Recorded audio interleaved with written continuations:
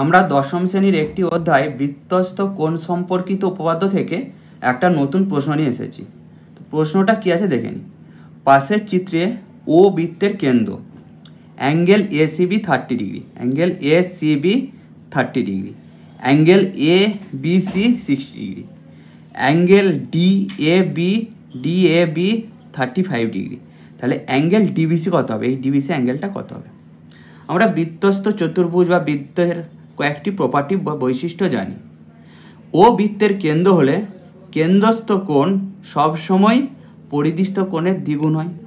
আবার একই বৃত্তচাপের ওপর অবস্থিত সকল কোণের মান সমান হয়, পরিধিস্থ সকল কোণের মান সমান হয়।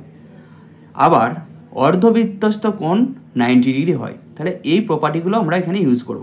তাহলে দেখো অ্যাঙ্গেল বিএসি, দেখো এই ব্যাসটা নিয়ে অর্ধবৃত্তস্থ কোণ একটা তৈরি হয়েছে, এই ব্যাসটা নিয়ে। তাহলে এই অর্ধবৃত্তস্থ কোণের মান কত হবে? প্রথমে বলে দিয়েছি 90 ডিগ্রি, তাহলে 90 ডিগ্রি লিখে দিলাম। তাহলে সিএডিটা কত হবে?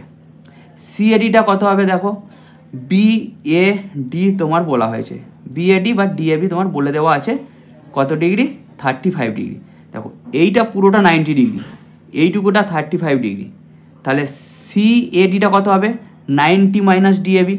তাহলে 90 ডিগ্রি মাইনাস ডিএবি করে দিলাম, 90 ডিগ্রি মাইনাস ডিএবি 35 ডিগ্রি, তাহলে 55 ডিগ্রি হয়ে গেল। এরপর সিডি বৃত্তচাপের ওপর, এই বৃত্তচাপটার ওপর কেন্দ্রস্থ কোণ পরিধিস্থ কোণের ডাবল হবে। আবার একই বৃত্তচাপের ওপর সমস্ত সকল পরিধিস্থ কোণের মান সমান হবে।